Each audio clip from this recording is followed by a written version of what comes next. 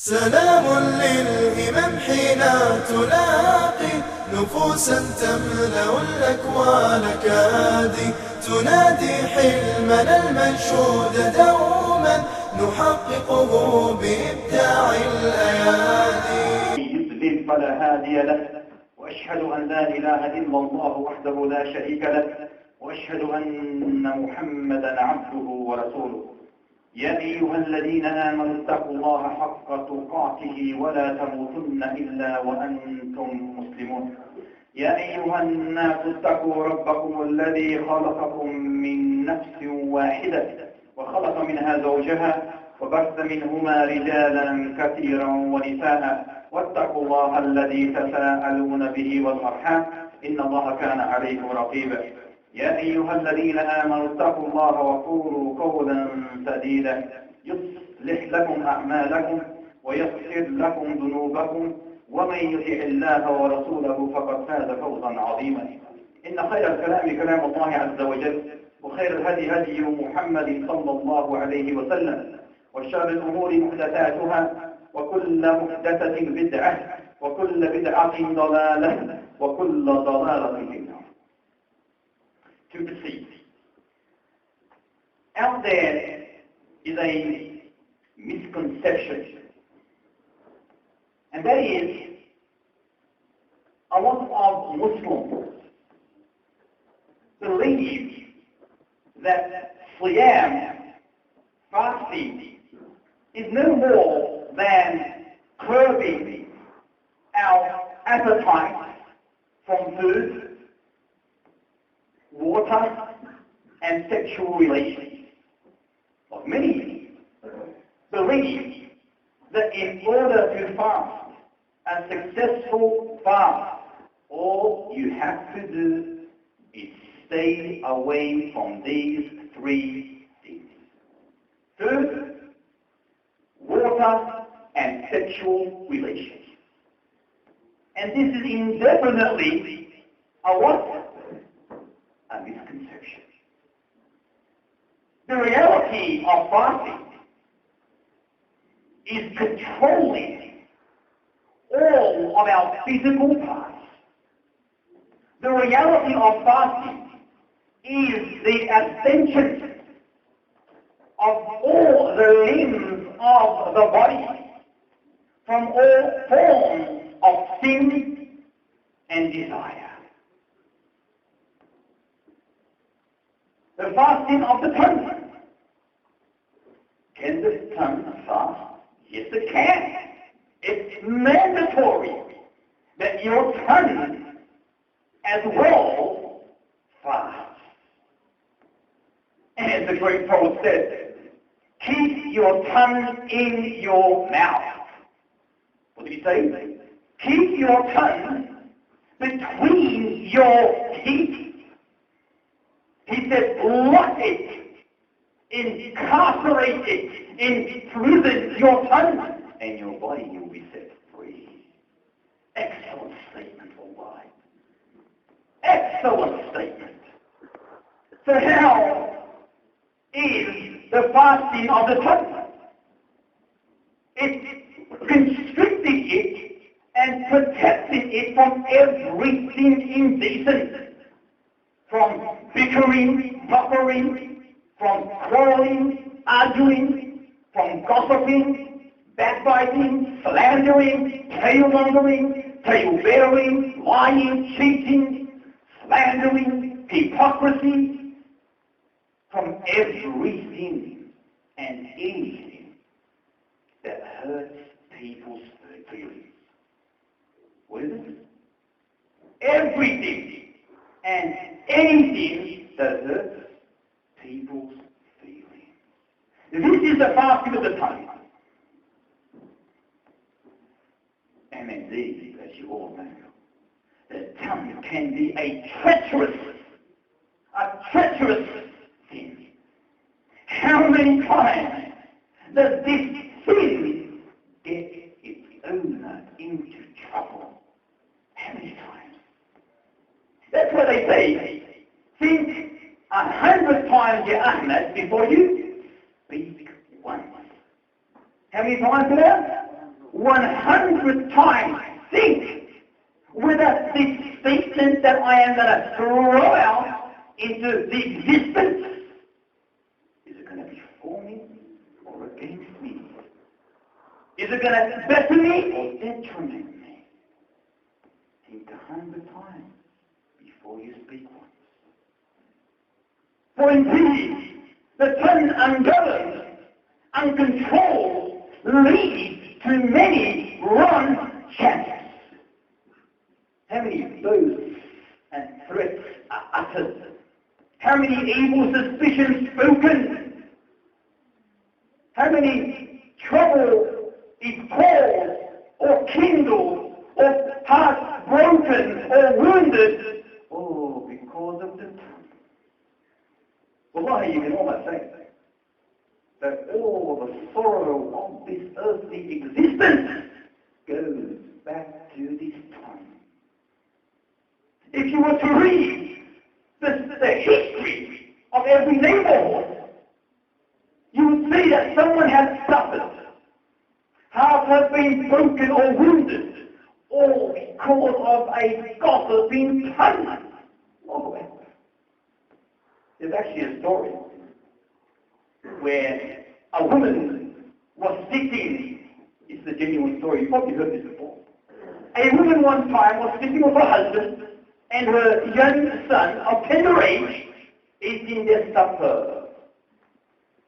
So the woman started talking to her husband, yeah, Zoji, be careful of this woman next door, our next door neighbor. She's two-faced, she said to him. What'd you say? To him? The neighbor, the woman next door. So who was sitting there? The young man, the young boy of tender age. So he thought it was bizarre. A woman with two faces? Can that be? He didn't understand. And she was saying, oh, next door there is double face. Talking to her husband, be careful. And the boy is trying to say to himself, think to himself, what is she talking about? How could a human being have two faces? So one day, they visit their next door neighbor. And they're drinking coffee and having their cakes and their this and their that and their junk food. And the young boy goes to that woman and starts looking at her face. Looking at her. And she says, what you want, boy? What are you doing? She got angry. He said, well, auntie, I am looking whether you have two faces or not. Because my mother said you have two faces. And that ignited the oxygen that blew on the fire. And we can understand the catastrophic consequence that may have occurred. This is the tongue. Destruction of life. Wallahi, without any shadow of a doubt, the worst, the most poisonous tongue of all is the filthy, disgusting, scummy, mischievous, wicked, backbiter's tongue. Who spits and throws out its deadly venom wherever it goes. Yuck. Backbiting, slandering, wherever it goes. All it does is talk about people. Yeah, for that, اسكت. كل خير أو اسكت. Speak only that which is good, just shut up. Because you're going to be judged for it. And the problem is, many people think that backbiting is only to backbite by saying something that is directly backbiting. No. Backbiting, whether in Ramadan or out of Ramadan, is all equal, but in Ramadan it's more severe. And we learned last week in our first lecture about Ramadan that as reward is magnified in this glorious, beautiful month, sin can be also magnified. So the sin of backbiting in Ramadan may be worse than outside Ramadan. But many people believe that backbiting is just directly backbiting. There are many forms of backbiting. You know, a person may say, well, there's a rumour going around that Ahmad did this. A rumour going around that Ahmad did this. Backbiting. Or I've heard that someone said Zainab did this. Backbiting. Or someone praises Ahmad in a gathering, and you're sitting down and you don't know this person that was praised. So you say, well, I can see straight through this person. Ask me about it. Backbiting. Or you say, I don't think you know him very well. Ask me. Backbiting. Or you say, I know him inside out. What you're saying is not correct. Backbiting. Or you're sitting down and someone praises your brother or sister in Islam and you raise an eyebrow. Backbiting. It's an eyebrow of discontent of what he's saying about this particular person. Backbiting. Or you're sitting down and you hear a praise and you go, in discontent, backbiting. It's all backbiting. Or you make a sign or symbol or signal of whether tall or short or fat or skinny behind this person's back. Backbiting. There are many forms of backbiting.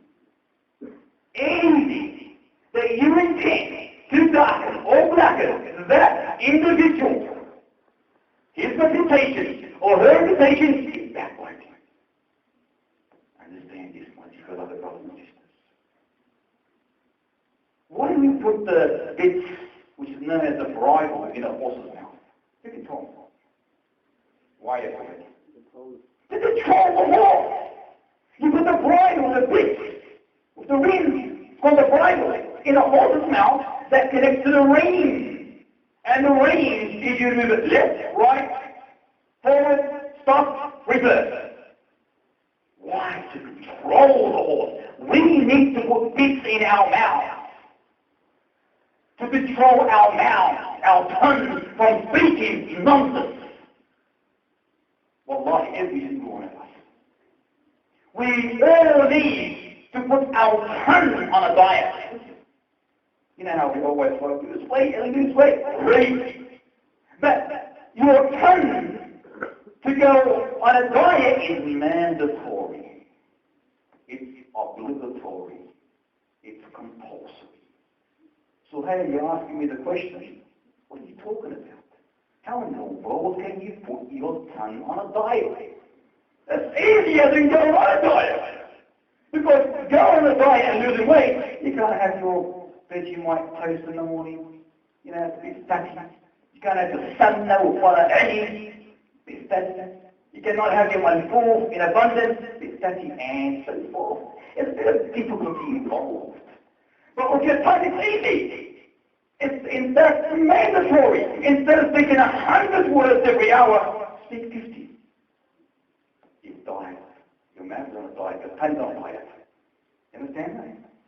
Instead of speaking 1,000 words that day, speak 200 words. But speak only what you need to speak. Don't just throw anything and everything to be I'm the top person. I've always got control of the gathering. Control their assembly. You know how many people are. Wherever they go, whatever they do, they want to be the main people that are obvious. And they like to speak because they want to be the main people. But Rasulullah sallallahu alaihi wasallam spoke very little, but powerful words that meant a lot. Wallahi. So put yourself on a diet, your tongue, especially in Ramadan. Let your tongue go on a severe diet and speak only that which is beneficial. So, this is the fasting of the tongue in Ramadan, inshallah. The fasting of the eyes. لا حول ولا قوة إلا بالله. What are the eyes to the body? Beautiful, yeah, Yusuf. The eyes to the body are the windows for the body to the world. Your eyes are the windows for the body to the world. A house with no windows, you cannot see anything outside, correct? Our house, our body, has windows too. This is the windows. The windows are closed. Can't see anything. Can't see anything outside now. I can see everything now.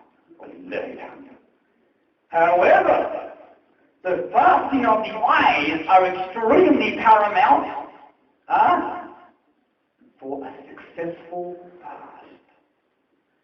Everything that is blameworthy, reprehensible, evil, keep your gaze down. The fasting of the eyes is to lower your gaze. Ya Shabab, Ya Shabab, you guys all use Subhanakallah. It's the most dangerous time. Lower your gaze from everything haram, whether in the magazines, newspapers, TV, movies, the evil gadget of internet. Lower your gaze.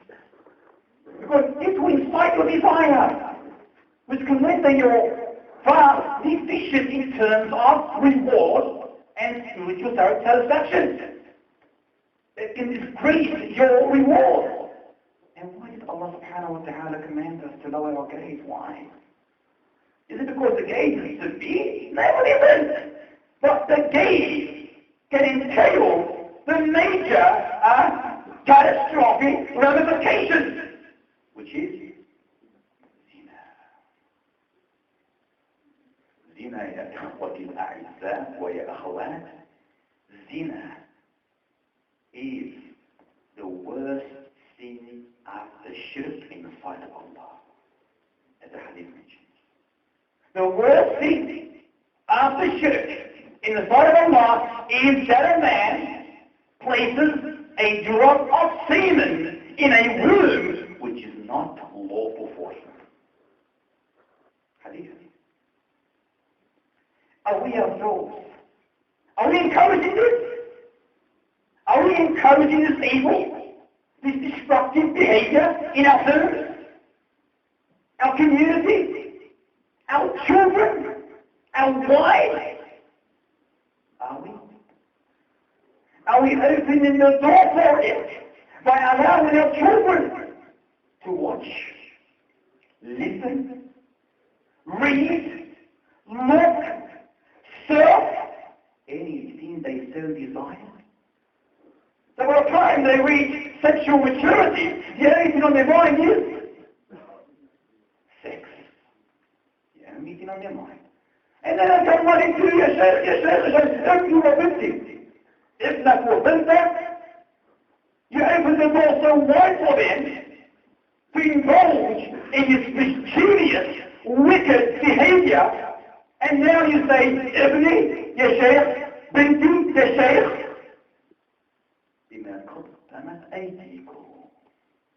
because of what your hand has done.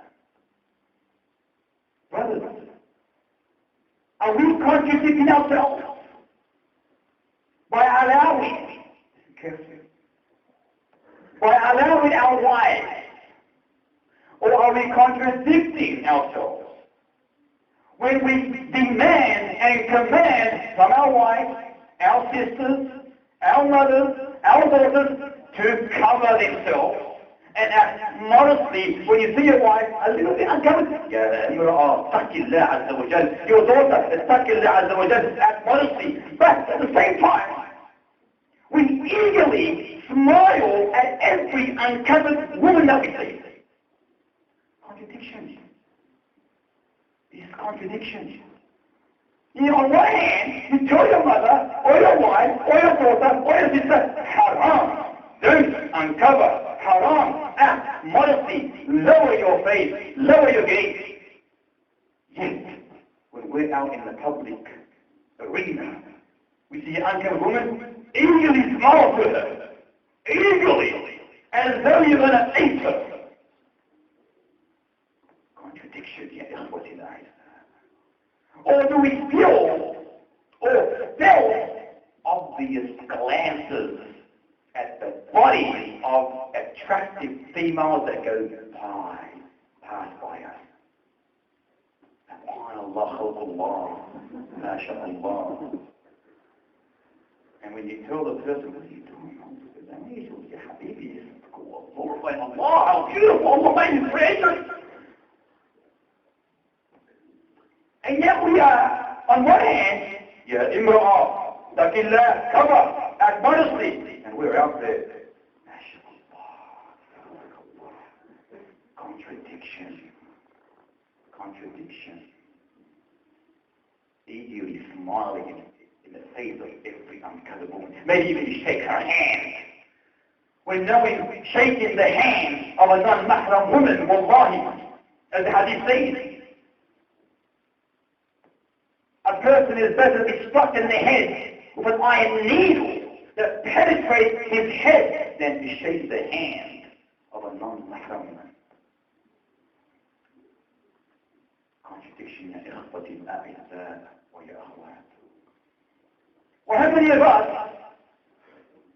with our faces, our eyes, rubbed in magazines, or in newspapers, or on the net, or movies, or TV, with nothing but nudeness?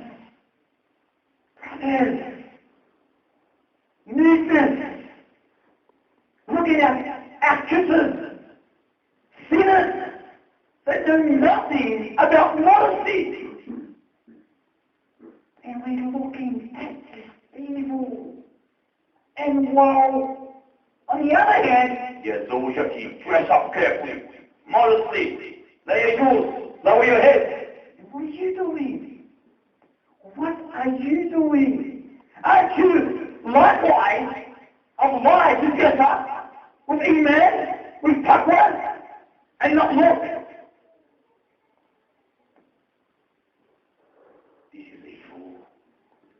Allowing the door of zina to open in your home. You are an example for your family. Are we allowing our wives, when we go to work, or when we come home, with the majority of the time, with the face buried in TV gossip, or always with fashion magazines that she's reading full of female and male models? You know, I've been to many Muslim homes, brothers. We're pleased about Allah, you know. They can't even see their face due to the Allah. And then they've got cosmopolitan and clear and TV guys on the coffee table with nakedness in front of their wives. Wallahi, brothers, I once went into the house of a dear brother to me, and I saw this. Wallahi, before I sat down, I grabbed the book and tore it at my side. What is this filth? What are you doing to your family? Magazine? What's in that magazine? Look at the front cover. Lady Gaga. Don't get out there. SubhanAllah. Beverly Gaga. So she is. To kind of train that fashion. What have we become? And yet we claim to it's no one to blame but yourself. Are we so naive to believe that a handsome man, brothers, wake up, listen carefully. Are we that naive to believe that a handsome man with an attractive body has no effect on our wives, on our daughters? Why are there so many divorces? Because you open the television, you turn it on, and you know that I can watch the Bulldogs playing with the Roosters, naked. And you give it a popcorn and the chips. Are you enjoying the show, my lord? Like, you're done? And now one has to watch this nonsense? And he is shameful in many countries of the world, supposedly Islamic countries, where I've seen this with my own eyes. They go to great measures, is the census, to cut scenes of women that show their shins. They cut scenes because it's haram, they say. But at the same time, they do nothing. They cut no scenes when men are wearing bikini briefs. How contradicting! They cut the scene of a woman that is showing her shins, but when men are shown with bikini briefs, no problem. It's like the lady is allowed to look as she pleases, while the man, no, it's haram. Look at the woman's shins. The woman can look at the man naked. What have we become? Aren't the thoughts of a woman susceptible in conjuring these images like the man to the female? Absolutely. Absolutely. We can't get out of that, wallahi. We must realize the danger is this. If you were to read the accounts and listen to the stories within our community of what is happening out there, you will see the most shocking news. Shocking news. Wallahi, even the blind person can see the decadence and the immorality that is flourishing, engulfing the entire world. It is our duty as husbands, as sons, as brothers, to take care of your family, your wives, your sisters, your sons, your mothers. Take care of them. Warn them against this horrendous sin, this hideous sin of sinner. Wallahi, it is the most destructive element on this existence. Because Allah subhanahu wa ta'ala, as the narration mentioned, did not leave anything after the Prophet's demise that is harder as an affliction on man than what? Than that which is done by woman. This is the fasting of the eye. So in Ramadan in particular, lower those gaze. Lower it. Careful that you don't render your fast deficient in terms of reward of ajr and spirituality. Because when you do that with Allah, you feel that iman, that taqwa, you feel the taste of Ramadan. You feel the taste of siyam, the taste of taqwa, Allah. But when you open your eyes or your tongue to anything you so desire, you find that Ramadan is very distasteful. There's no sweetness in it, no barakah. Likewise, protect your ears and make sure they fast. And how is the fasting of the ears? By protecting them from anything that is haram to them. And the principle is, whatever is haram to utter is haram to listen to. Whatever is the principle, understand this and take it on board. Whatever is haram to utter is haram to listen to. In particular today we see music so widespread in every corner of the earth. And we've got the Islamic boy bands and the Islamic rap bands, and we've got this and that, and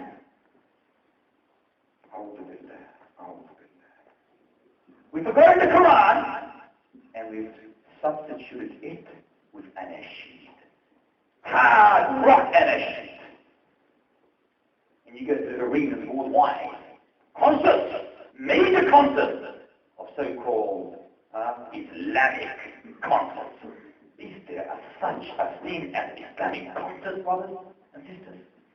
Would you invite our beloved Prophet to Sami Yusuf to attend a concert by Sami Yusuf? Is that his name? Or the Islamic boy band? I am sure the answer is no. Wallahi. You see sisters and brothers screaming in the aisles of concert halls. When these boy bands going on to the stage when they're actually with the anashid. They're screaming and squealing and raising their arms and resembling exactly the kuffar concert. And they call it Islamic concert. They sweeten the haram. Sweeten the haram. Because of the Quran and transmuted it into being an ashid. Wow, beautiful anashid. Anashid, if it's done correctly, not a problem. But not the way the majority of Muslims have understood. You know, subhanAllah, Abdullah Masud mentioned, music cultivates hypocrisy in the heart, as he said. It cultivates, spreads in the heart, hypocrisy. Wallahi, قد صدق عبد الله بن مسعود رضي الله عنه. He has spoken the truth. Likewise, when you go to gatherings, if you hear namima, ghiba, slandering, and backbiting, and gossip, remove yourself. Brothers and sisters, don't sit down and listen to haram. It's filthy, dirty tongue. Don't sit down, although you can be a silent listener, don't sit down and listen to it. Because you are equal in sin. Ali ibn Abi Talib said it beautifully. He said, السامع للغيبة كالمغتاب. The one that hears backbiting is equally guilty. And how many of us, I feel embarrassed to get up, or I feel embarrassed because it's my auntie, or my uncle, or my dear friend, or my this and that. You're embarrassed. يستحيون من الناس ولا يستحيون من الله. You feel embarrassed from people, but not of Allah. You sitting down and listening to nonsense, to haram, you are equally sinful, guilty. Be strong, be a mu'min. Be the one that raises the flag of La ilaha illallah in truth. You are supposed to defend your brother or your sister. If someone speaks about your brother, say to him, while he's speaking, before he even finishes his talk, are you a devil? Be strong and firm. When anyone speaks about your brother or your sister, whether it's true or not, immediately when he speaks about your brother or sister, you look him in the eye or her in the eye and say, Anta Shaitan, are you a devil? That's what we should be doing. Because he is filled with this person. What is he? Wallahi, filth. He's a scum.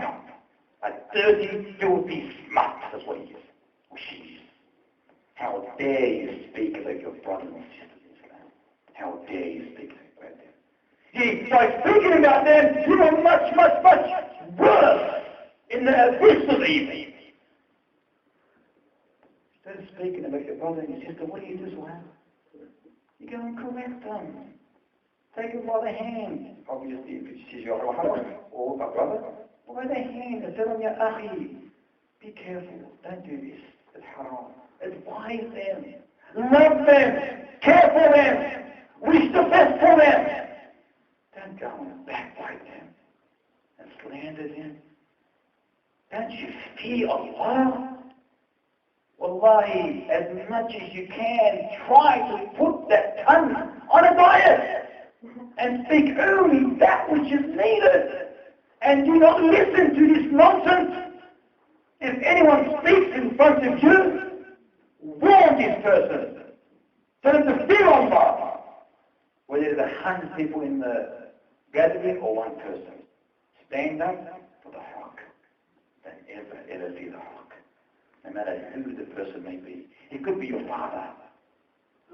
But with respect and dignity, correct the mistake. Don't remain a silent sinner. This is the fasting of the ears. And likewise, constraining the rest of the limbs and senses of the body. The hand from curving towards haram, the foot from reckless pursuit, and every other limb of the body. You know, there's one narration that we can end this basic talk with, inshallah ta'ala, that maybe a fasting person receives nothing from his fast except thirst and hunger. And maybe that person who stands up in prayer and Tarawih receives nothing from that standing except sleeplessness. There's no benefit in it. Because what he did during the day, what he saw, what he heard, he's lost it all. So ya ikhwati al-a'izzah, fasting is much, much beyond just food, drink, and sexual relations. It's all of your physical body, all of your parts, all of your senses, your limbs, your organs. Make sure they all fast for the sake of Allah subhanahu wa ta'ala. I'll leave it at that, inshallah ta'ala.